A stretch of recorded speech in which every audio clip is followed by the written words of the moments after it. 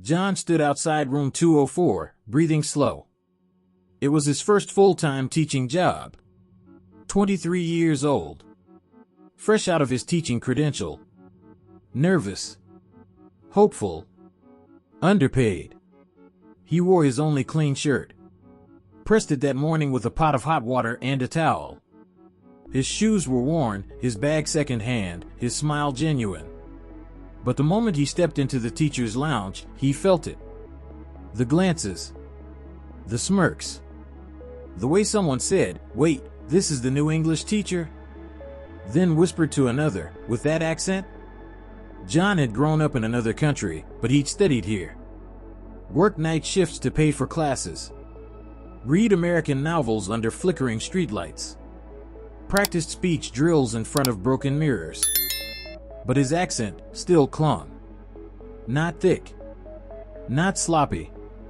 Just different. And to some people, that was enough. One senior teacher chuckled as he walked away. "We didn't hire you for your voice, sweetheart. Just hand out the worksheets." John didn't answer.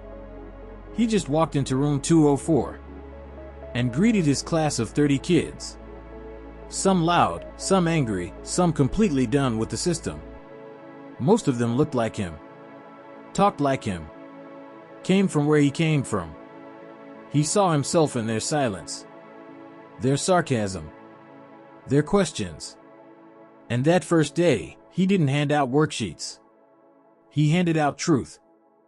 By week 3, the kids had changed. They didn't sit in silence anymore. They leaned forward. They asked questions. They stayed after class. John didn't lecture from the textbook. He told stories. About his mother cleaning offices at 2 a.m. About struggling to pronounce Colonel as a kid and being laughed at. He made English human. He didn't correct them to shame them. He corrected them with patience. One boy, Isaiah, came up after class one day and said, "You sound like us. That's why we listen." But the staff still sneered. They only like him because he talks street. One good test score doesn't mean he's effective. You hear that grammar slip today?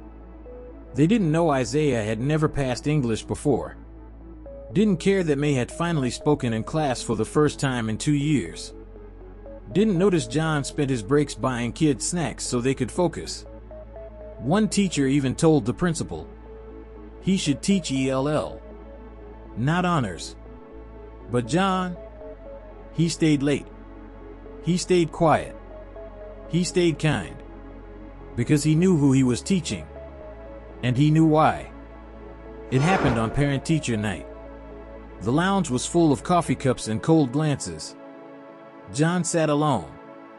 No one really spoke to him. Until a quiet woman walked in with her son, Isaiah.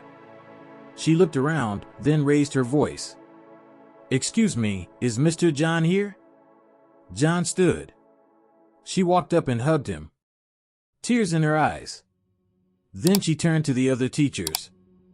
"My son used to get in fights every week. He failed everything. We thought he'd drop out." She put her hand on John's shoulder. "This teacher? He taught my son how to believe again. Not just in English. In himself." She pulled out a letter. Isaiah had written it, sealed it, and asked her to read it aloud. "Mr. John, you're the first teacher who didn't make me feel stupid. You didn't make me feel poor. Or loud. Or wrong. You made me feel like I mattered. And I hope one day I sound like you." The lounge went silent. No one smirked. No one whispered. No one laughed. Because in that moment, they heard what John had been saying all along. If this story moved you, don't just scroll. Like it. Share it. Because somewhere out there, there's a young teacher being judged for how they speak, instead of what they carry inside. Microphone, drop a comment below. Who was the teacher that believed in you? Speech balloon. This is the Soul Script, where dignity whispers and the world finally listens.